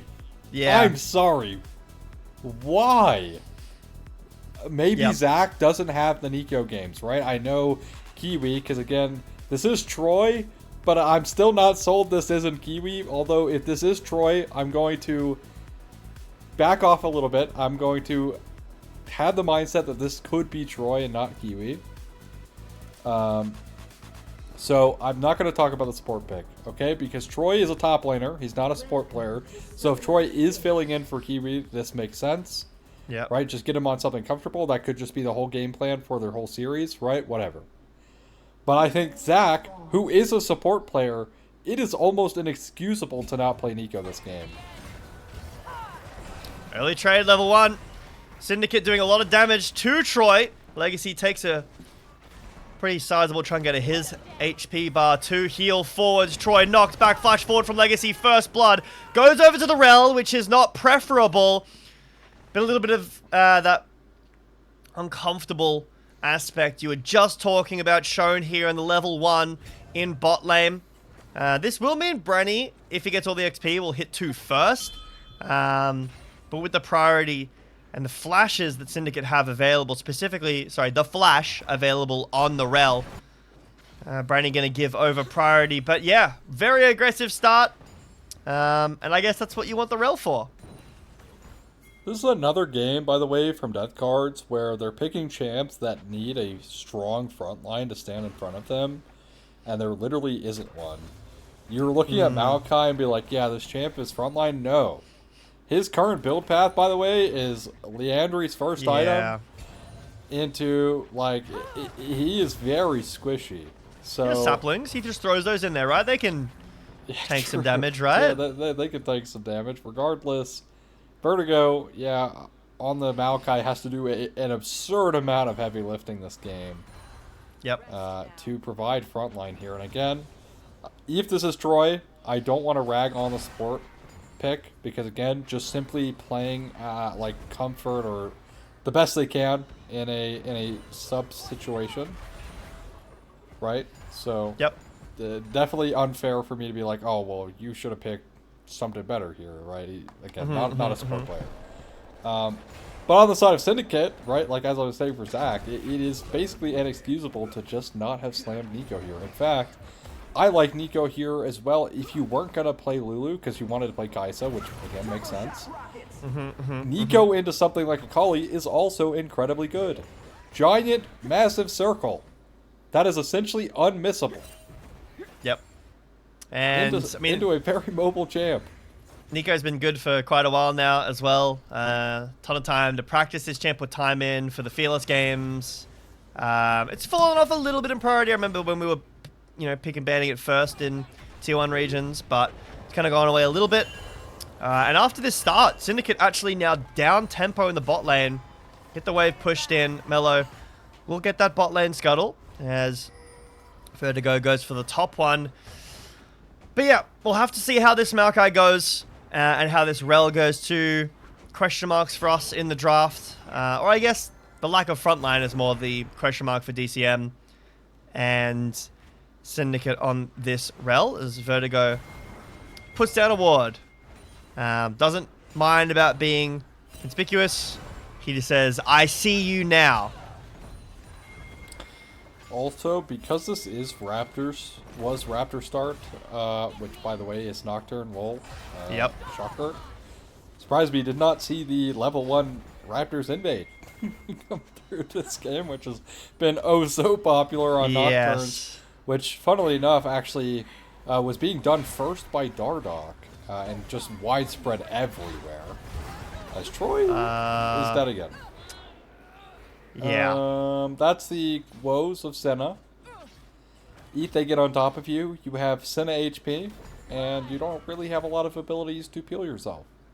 Yep. I also think Troy kind of baited himself because Brenny cancelled his base. Maybe they were thinking about turning it, and then Brenny says, I'll just base. And Troy was like, okay, well, I'm dead now. Better go up in the top lane. Red buff on his belt. Animosity hitting some E's. Overheats, but with no ult. Can't get the wave. Can't live. Give the kill over to Akira. Well played by DCN as they find a bit of a punchback and a bit of a lead in the top side. So an avenue potentially to play through. There is a lot of damage. This is like triple carry threat plus damaging Maokai and a center support. So they're definitely not going to run out of damage. I know what is being built by Maokai. I know. Is this it's Imperial Malignance? Mandate. Imperial Mandate Maokai. With I first mean, strike. Yeah, Imperial Mandate. I'm giving it to you. Satisfaction guaranteed. I'm not satisfied though. The satisfaction's not guaranteed, but the satisfaction might be there for Mello as he finds the tether onto Troy, takes him down, moves forward, gets the Raptors, and still might get the kill as Vertigo forced to flash away. But Syndicate kind of running away with this early game. A pause. I hope that was only a DC or an issue because we can't. Oh, okay, we're straight back. I was gonna say we can't. Chrono We don't break. have refs. Yeah, we can't chrono break. I was struggling for the word. Echo alt name, I guess. Is that his alt name? Is it chrono Yep, break? It is. So they copy it for that. Which one was first? I actually don't know. It would be Echo because Echo was released in season 4. So season 5, season 4, something like that. I thought you were a Noah. What's going on? I was a knower, but yeah, this I'm almost guaranteeing this is going to be Imperial Mandate on the Maokai. So Imperial It still Mandate, can of course, be did get changes. It can Malignance. be, but I highly doubt it's Malignance. Because you want the, believe it or not, because both of your ults immobilize, or both your W and ult immobilize, you're double dipping. So it's actually just a better item. Just your and your Q, I wonder if the Q also yeah. counts for that because it does have the knockup portion for it. So, that's like some insane like behind the scenes coding for that as Paranoia forces out the flash. Yep. Zach Just, takes a pretty sizable chunk, but no kill. The root will go off actually. Zach may be in trouble. Has the heal available, so should be fine to walk out. DCN can't move too far forward as the Nocturne will just turn around and make you a bit scared. I love caster builds, man. The triple longsword. Just get as much AD, Cull. Good stacks on the Cull too. Yeah. Fun build. I like Kai'Sa. Kai'Sa's fun. It's good to see her back in a little bit of the meta. Kai'Sa Corki's a pretty, like, an aggressive fighting bot lane matchup where I think that Corki... Oh, hang on. Legacy takes a bit of damage there, but no root. Yeah, Corki can do like a lot of burst damage, and then Kai'Sa, as she gets more and more items, and the upgrades obviously can do a ton in the fights. Zac moves forward. Briny forced dash away as the kill instinct is used. Briny takes a lot of damage, but doesn't die. Zac now stunning out Troy, who will be able to run away. Botlane's angry. Legacy popped his level 6 adaptive force pot. Wasn't able to get the kill off of that, but Syndicate doing well on the bot lane. Good stuff, and I think we've been seeing that basically all series long. And I know I said I was going to be critical of Troy, but there is going to be some criticism levied here. I think, again, if you are like field support or you're just filling in as a sub, surely there's an easier option than Senna. Like Maybe Senna, he's Senna top 001. Yeah. Surely the Senna top is being played. But yeah, I'm not necessarily convinced by this Senna pick, but if it can scale, it has proven to be pretty disgusting in the later portions of the game. But again, getting there is the challenge, and so far has not had the easiest time of even managing to survive through the early game. Destiny propped, and Paranoia is available as well, and both of them go under the tower. Mello tanking that tower now as Zac dies to the tower. Briny credited to that kill. I think the aggro was juggled super well there, but still the dive pays off. Kill a piece. I think DCN aren't super unhappy with that. Maybe Troy is. He's 0-4. That doesn't feel too great. Yeah, it doesn't feel too great, but hey, ready? Oh, man. Oh, we can't do this, man. It just cannot happen. I guess Legacy just flashed forward. No kill instinct. Pretty low on health and mana, and just flashes forward and gets the kill on Briny, who had no flash. Yeah, not great. Maybe we'll get a replay of that. Also, it's cleanse this game for Branny. And realistically, the only things you can cleanse this game are Shattering Strike, Gold Card, and Fear from Nocturne. Which, That's a decent amount. Never saw goes forwards.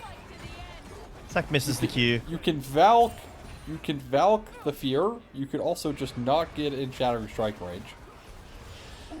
Just play better, says Aussie. As Vertigo will get stunned up here. Pretty squishy on this Maokai.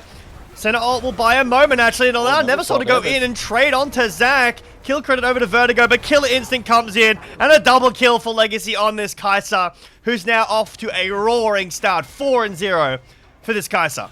Almost 1,000 gold up as well. And that's with this next plate going down. Troy actually will pick that one up for Branny as well. So that's split 2 ways. But yeah, about 1,000 gold here almost for this Kai'Sa, and excellent play. Although starts off not the best, but we're going to get a look back here. He's actually half HP when this happens, by the way. What a W flash by Legacy. Very yeah, that was pretty well played. There. But regardless, right? Like, in my opinion, I think going cleanse this game is not great. Yes, you don't want to get gold carded. That's very fair, and I think, but if you're taking cleanse only for gold card, I'm just not that convinced. As in this mid play here, it's a nice little flick back onto Vertigo, but realistically the biggest thing here is the mana issue from Neversaw. Neversaw has mana here. This could very easily have been 2 kills going their way, but it's not. And in fact, it is Imperial Mandate. It is. Noah. He's a Noah. Second dragon here taken. Infernal Soul, Cloud Soul. Alright, pretty scary with the comp that Syndicate have. And they've already got the first 2 Drakes as well. First item's getting completed across the board right now. Gunblade first for Akali. The experimental Hex Plate on the Nocturne. And some Lethality Jace. Some Scaling Roa on this Twisted Fate. Yeah, haven't seen a lot of... Or I haven't, I guess, seen a lot of Jace mid recently. He's been into more of the top lane matchups, which kind of let it get a lead. And in this matchup, you don't really get a lead. Devenor has flash, so he should be fine. Just tanks it, actually. Paranoia comes out, and Devenor uses the Destiny to close the gap back. Neversaw out, but Vertigo gets the shield, but will not be out. He will die. It's just a matter of time. Even might donate the kill over to Legacy. Vertigo will just die. Neversaw actually caught now. Flash down. Zac does have flash of his own, and it'll be the flash forward there. And kill dedicated over to Devenor with the flash of his own. I was waiting for Legacy to synced over, but I guess not in range. So instead, TF just flashes forward, gets the kill. But still, Syndicate, after their first game, where they kind of got decimated, they haven't let go of the dominance that they started in game 2. Branny getting some gold in the bot side, but you're going to need to see some more than just gold on this Corki compared to this Kai'Sa, who now has a full Kraken Slayer finished. Yeah. Also, I talked about the squishiness of Maokai, and at least Leandries gives you HP. Imperial Mandate does not. So you're even squishier here on the Maokai, but honestly, this was really well played as a punish here. Coming in from death cards, because they just really can't get anything done. The Dawning Shadow is just obviously not going to do anything for that play, and Mellow Array gets the gift. A nice Shattering Strike flash here to confirm things, as Syndicate continue their reign of dominance on the Rift from game number 2. And moving into game number 3 here.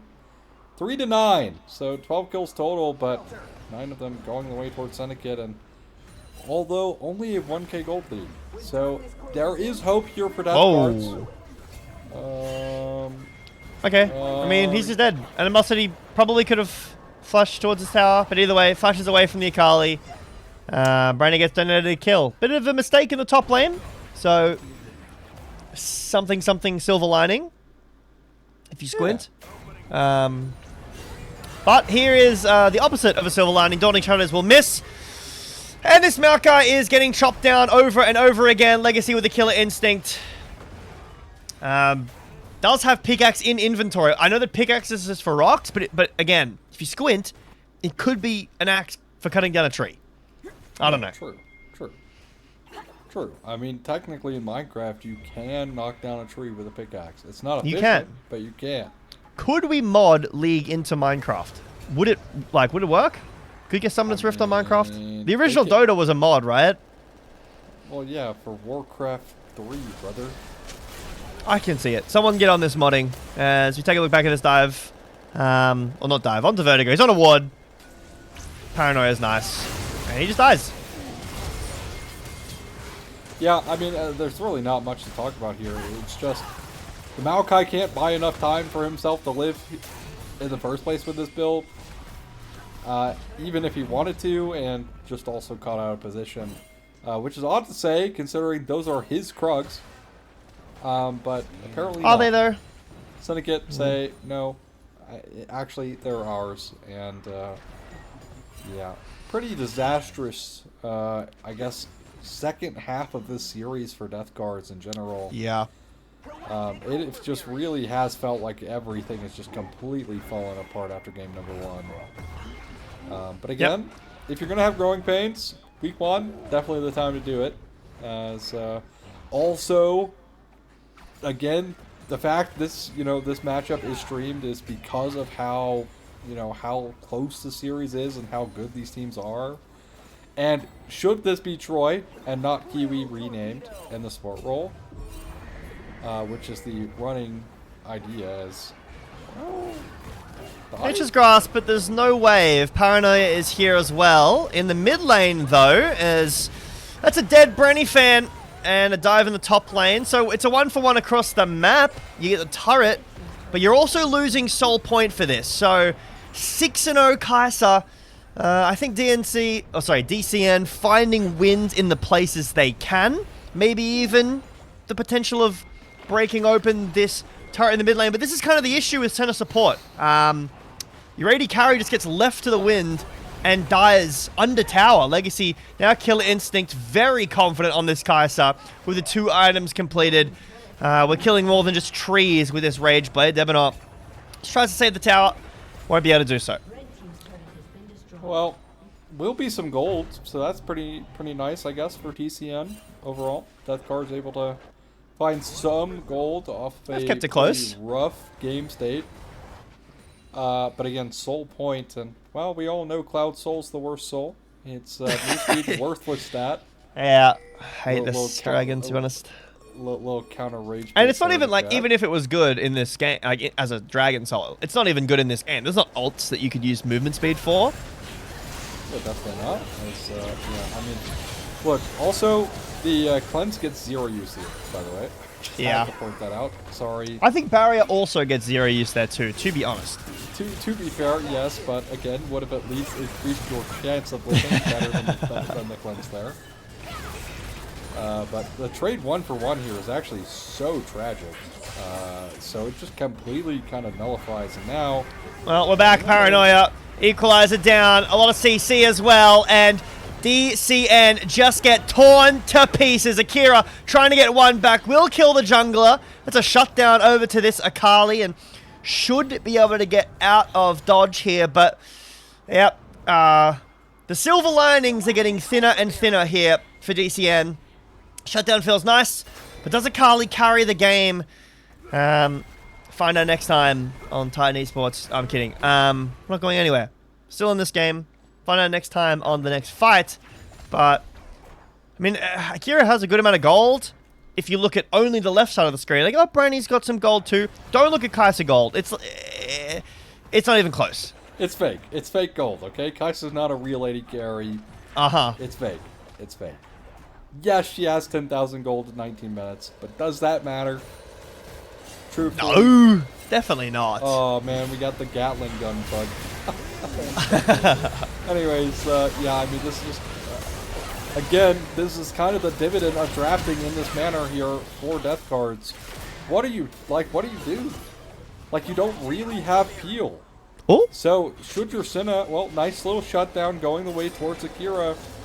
Maybe Again? the comeback arc for death cards will be mounted off of the back of the Akali, who... Would you say she's a ninjutsu user, a genjutsu user, or a taijutsu user? She's definitely good at taijutsu. I think she's got some, like, Shroud has to be ninjutsu. Like, that's pretty broken. Okay. But definitely a good taijutsu user. Throws out the shuriken. It's like the hidden mist jutsu, you know? Zabuza using the hidden mist. Going for the 5-point strike. That's a cool... Surely that's a Naruto name of an ability. Right? No spoilers. Ozzy hasn't seen the whole series. He's currently watching it. If you send spoilers, I will come for you. Yeah. So, regardless, I'd have to agree.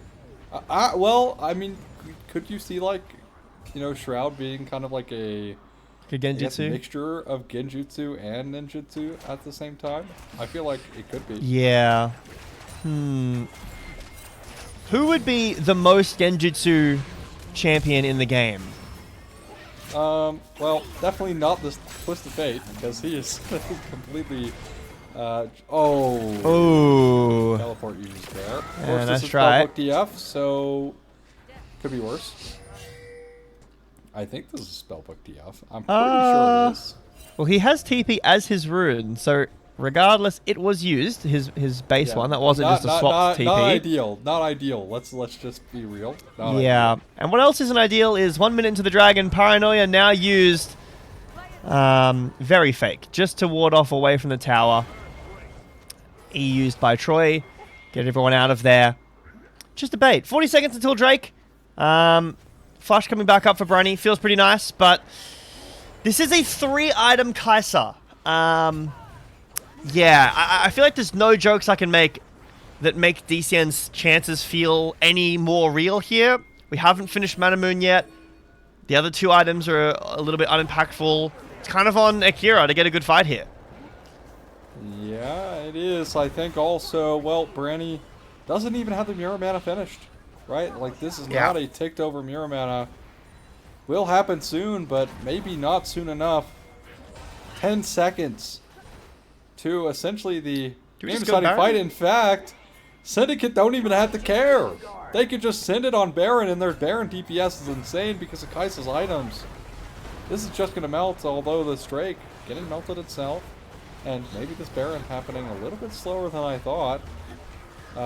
Surely they just don't get here, right? The damage is going to be too high from Kai'Sa as it gets lower. Well, Dawning Shadows will give vision, but like you said, the Baron's gone.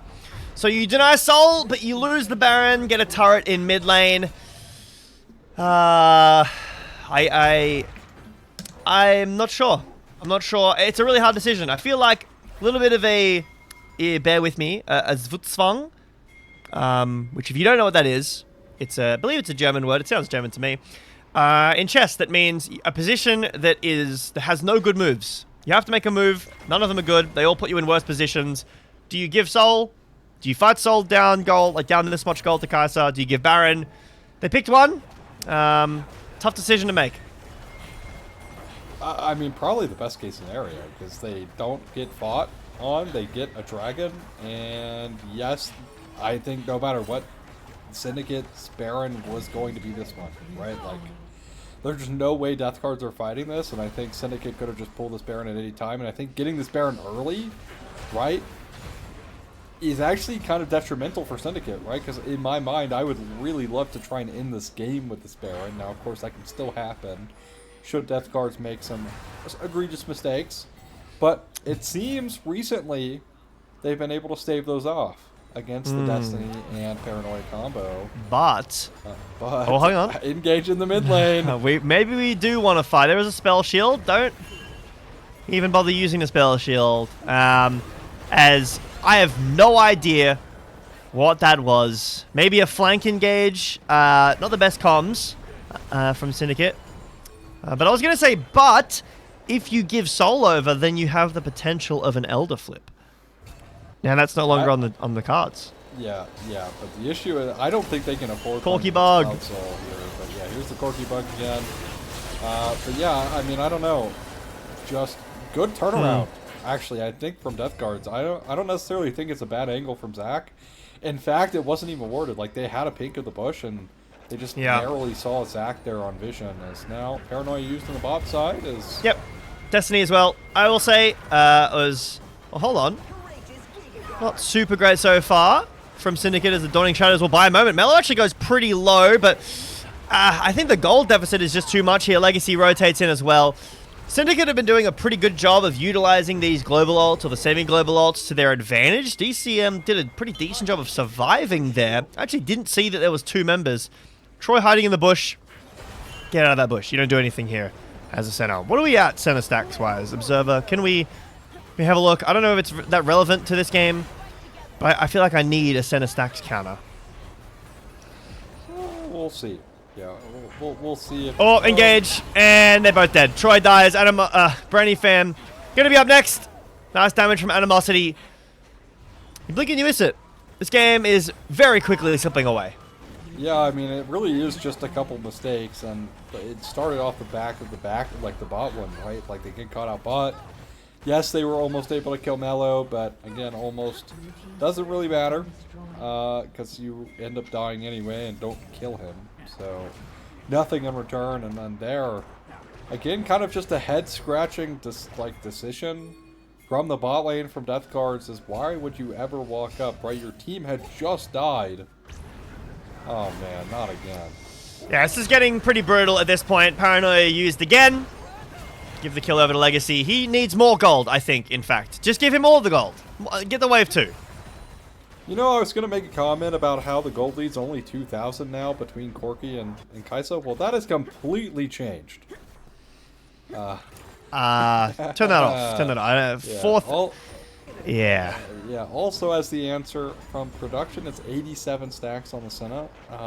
So something. Yeah, about 90 now, and man, I hate this Corki champ. The Gatling gun bug is so annoying. Yeah, not fun. I will say, again, I know that this is potentially not a support main, and, you know, don't want to be too harsh on a sub, but you are playing support center 0-6 with 1 item, and you're going damage. This is probably one of the most useless centers I've seen. More so the build and the gold set, I'm saying. Finished 2 items now, actually, so it does have that. Shiv, so that'll be nice. 10 seconds until the Drake, though. No Baron to trade. Syndicate with priority over the river. And Nature's Grasp will be used. The spell shield is beautiful. And that is a dead tree once again. The group up is big, though, actually. As Akira goes into the backline, but can't really do anything. Legacy is still full health. And he just does so much damage moving forward. He'll get rooted up by the W. But Debonite in the backline, who Destiny in by himself, I believe. Bit of a question mark there, but Legacy is completely carrying his team. So much damage coming out of the Kai'Sa, it is unreal. And that'll be Soul over to Syndicate. The jungler is dead though, but I think it should be fine. Yeah, easy Soul. Legacy will be able to claim this, and I mean, this was really well played actually. Well, I mean, there will be some contest here. Stun card out, and that's all she wrote. Yeah, that is all she wrote. That's all she wrote. That's Soul. Oh my god, never saw. You are psychotic. You are dead, I think is how that sentence concludes. I mean, definitely feeling the pressure now, right? Like, that basically just closes the game. I do not foresee a world where they are able to win a fight against Cloud Soul. This was basically their best look yet. Yeah. And again, the problem with Maokai right now is he's not truly a tank. Look at how quickly this Maokai melts. He's just dead. Goes in. 1 W is all he can get out, by the way, in this fight, and he's just dead. Nice lash out from Animosity as well to stay alive. Because that was the initial target. And again, I maybe shouldn't have been the first target in the first place, right? Legacy essentially untouched here. And, well, just continues to collect these champion kills as if they were Pokemon cards. Yep. And, well, ends up picking... Man, what is up with the spectator audio bugs? Catching the Zanyas. Yeah, never saw stepping up to try and go for some kind of insane steal. Again, the game's desperate. This death truly doesn't matter. Yeah. You gotta go for something, and you might as well. There was a 5-man route, I believe, from Troy in that fight. Yeah. That truly might be like you said, the best look we see in this game for DCM, because now the game, they're down 10,000 gold, Cloud Soul, Baron, getting pretty brutal. Zach takes a sizable chunk out of his health, but not like this. Rel is super tanky herself. A bit more tanky than the Maokai, but not by much. As that often is the life of supports that aren't named Alistair. Or Leona. But Baron taken by Syndicate. It's on the back of 5. And an 11-0 Kai'Sa who has a Void Staff and still has another whole item to build because of Season 16. Or 26, I guess it is. Pushing in these waves. Trying to find some way of ending the game. Devonar looking to hold the stun. There's the Nature's Grasp again. Paranoia used. Equalizer used. And that is the engage completely dissuaded. Yep. And that's their only engage tool. So, well, Akira is In the backline. is dead. Akira found his way into the backline and is definitely dead. Mello takes a pretty low health by himself, but a really nice engage from Zach. He does die, but the damage is just too much from Syndicate. A double kill this time onto the TF, but Legacy maintains full health, goes into the backline with a flash, double kill, and a triple kill. A pretty stunning way to end this game. Added to the highlight reel. Syndicate, it was just a mistake. It was a trip over in game number 1 because they show game 2 and game 3. This series was always theirs. Yeah, I mean, man. I think the highlight for Syndicate is Death Card's drafting. Like, I think game 2 and game 3, there was just no hope. Just genuinely no hope from Death Card's drafts. And that's not to take anything away from Syndicate this game. And game number 2, right? They had to perform well, even though they had better drafts. And perform well, they did. Expertly. In both games. Literally, it wasn't even a contest. Like, it genuinely just felt like they were a cut above Death Cards the entire time past game number 1. Game number 1 was basically just a whisper in the wind comparatively to game number 2 and game number 3. Is honestly not a bad look. Akira tries to find something on the backline here with this replay, but I mean, they're just down so much, right? Like, and the kiting potential from Cloud Soul this game, right? Like, there's so much space bought because of it as well. It's just so hard to play. And yes, if this is truly going to be Death Cards with a fill-in support who is a top laner that doesn't play support, then yeah, it's really hard to try and win these series. But looking at game number 1, right? Surely they could have scrounged something together, right? Game number 2, again, I felt like the drafts from Death Cards just were not it, and that's not even the fault of Troy. Like, I think the Senna was not a great pick here, I won't lie, but we look at game number 2, I don't think Troy was the issue. I think, like, the draft problems stemmed from, guys, we just don't have any frontline. We have no ways of, like, actually forcing fights, getting fights. This game, it's Maokai who's solo frontline as a champion whose identity had moved away from being a tank to being this, like, weird utility sapling bot, and needs more frontline to kind of supplement himself because he's not truly a frontline anymore. He's not that character who can just build, like, the Bobby Cinders items or build Heartsteel, right? Those days have long since passed for the tree. And, man, excellent game from Syndicate in game number 3, game number 2 as well. To lock up week number 1 of Titan Immortal as claiming the first seed guaranteed here.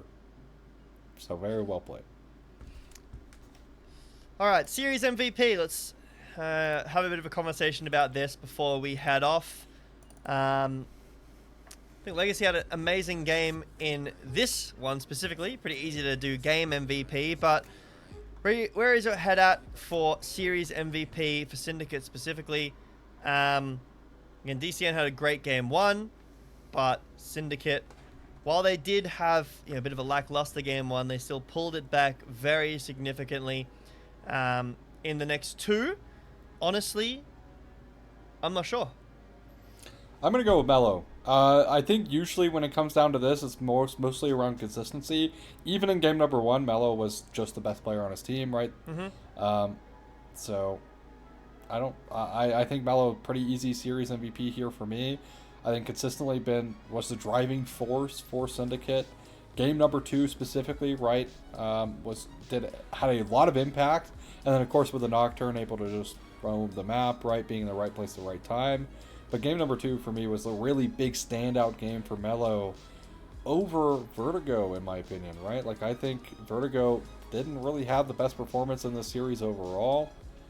And Melo got the better of him today, and will claim our first week's MVP of the stream. So, congratulations for your series MVP there, buddy. Yep. I think the Jarvan was a really nice look as well. Obviously, it didn't pan out the way that Syndicate would have wanted it to, but I think Syndicate early games have been great. Like, their early game in game 1 was still good. They didn't end up transitioning it into a win because of some factors, but still pretty scary in the early game, this team. DCM maybe needs to go back to the drawing board a little bit with some of these drafts. Cooking's there in some times, but other times bit rough. Also, you know, stuff happens. It is week 1. Important match still, but not the end of the world. That's going to wrap it up from us here on Titan Immortal. It has been myself, Ozzy, Shivam, and Kira. Shout out everybody who helped today. Thank you for watching, and thank you to our teams who played today. If you're in America, good night. If you're not, have a good day /evening/morning. We'll see you next week.